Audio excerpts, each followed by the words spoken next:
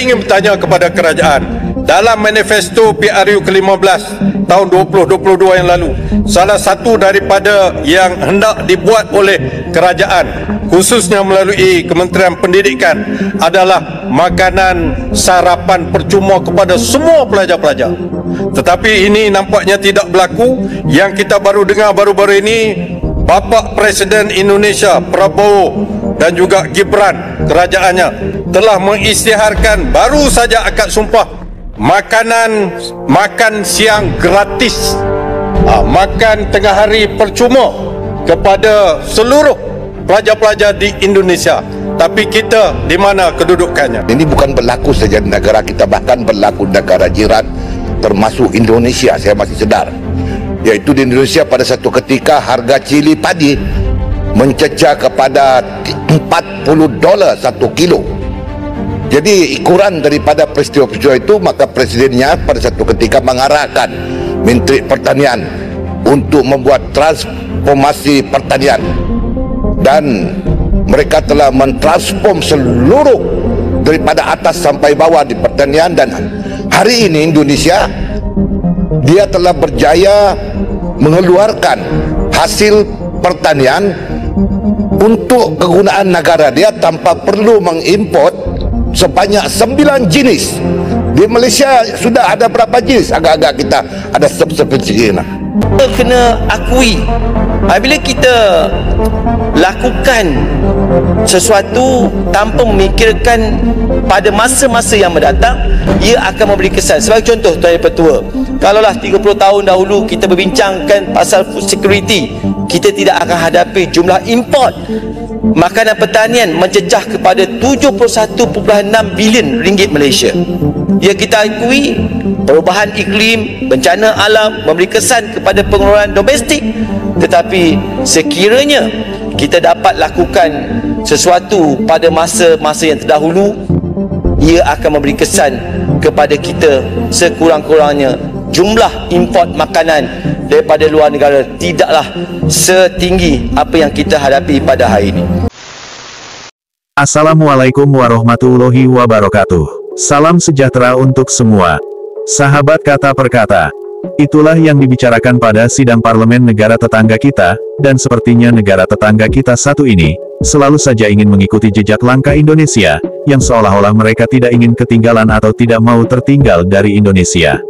Langkah apapun yang Indonesia lakukan demi kesejahteraan masyarakat dan perkembangan perekonomian negara, maka Malaysia atau Malaides pastinya juga ingin sekali mengikuti jejak langkah Indonesia. Dalam hal mengikuti jejak langkah program-program yang Indonesia lakukan, sepertinya bukanlah sesuatu hal yang baru. Malaysia atau Malaides sejak dulu sudah mengikuti jejak langkah program-program Indonesia, bahkan hingga sampai-sampai mereka paksakan yang disebut sebagai mengklaimnya. Indonesia memiliki Pancasila, dengan semboyan Bhinneka Tunggal Ika. Negara tetangga kita pun juga membuat rukun negara, dengan semboyannya, Bersatu Bertambah Mutu. Indonesia memiliki bahasa kebangsaan, yang nama bahasanya memakai nama negara, yaitu bahasa Indonesia. Negara tetangga kita pun melakukan hal yang sama, merubah nama bahasa kenegaraannya dari bahasa Melayu, menjadi bahasa Malaysia, walaupun harus selalu berganti-ganti nama bahasa. Dan juga, kesenian adat dan tradisi, budaya dan sebagainya, yang sudah menjadi identitas jati diri bangsa Indonesia, negara tetangga kita juga tak mau ketinggalan. Semua itu ingin mereka miliki atau mereka klaim, untuk dijadikan identitas jati diri mereka, dengan mengatasnamakan wilayah alam Melayu.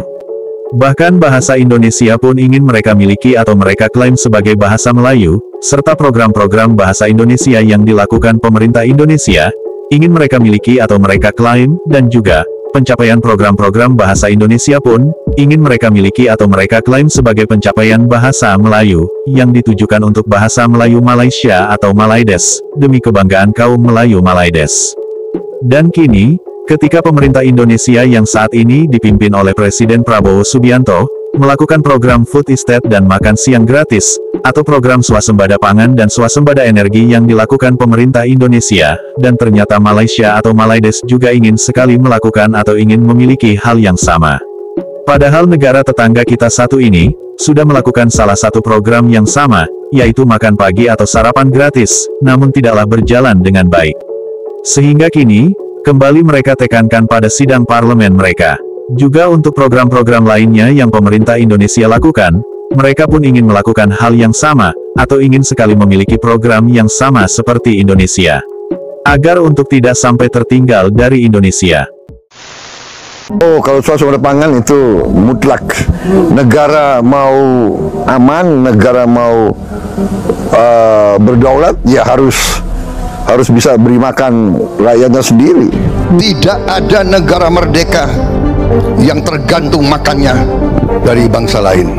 Dan sekarang terbukti dengan perang Ukraina, banyak negara tidak mau jual pangan. Ada 22 negara penghasil pangan menghentikan ekspor pangan. Saya bertanya, bangsa Indonesia mau apa? Jadi tidak ada jalan lain. Kita harus swasembada pangan, dan swasembada pangan akan kita capai. Kita pernah capai berkali-kali. Ini masalah kebijakan. Saya sangat optimis kita swasembada pangan. Kita tidak boleh melindungi petani kita. Ada kata-kata itu bahwa kalau beras di Vietnam lebih murah, berarti lebih efisien kalau kita beli beras dari Vietnam. Saudara-saudara, ada seorang doktor ekonomi bicara seperti itu. Saya sangat sedih. Ini bukan nation building. Saya sudah mempelajari bersama pakar-pakar yang membantu saya. Saya yakin paling lambat 4-5 tahun kita akan swasembada pangan. Bahkan kita siap menjadi lumbung pangan dunia.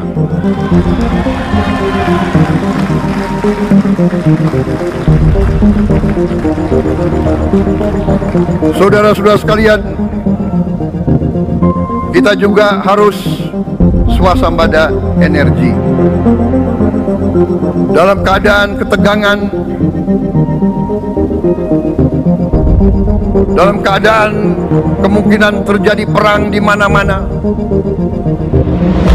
kita harus siap dengan kemungkinan yang paling jelek.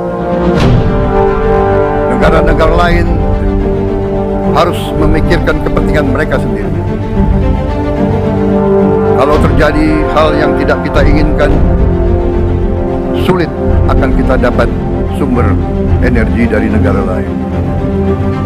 Karena itu, kita harus swasembada energi, dan kita mampu untuk swasembada energi. Kita diberi karunia oleh Tuhan Maha Besar tanaman-tanaman yang membuat kita bisa tidak tergantung bangsa lain. Tanaman-tanaman seperti kelapa sawit bisa menghasilkan solar dan bensin. Kita juga punya tanaman-tanaman lain seperti singkong, tebu, sagu, jagung, dan lain-lain. Kita juga punya energi bawah tanah, geotermal yang cukup. Kita punya batu bara yang sangat banyak. Kita punya energi dari air yang sangat besar.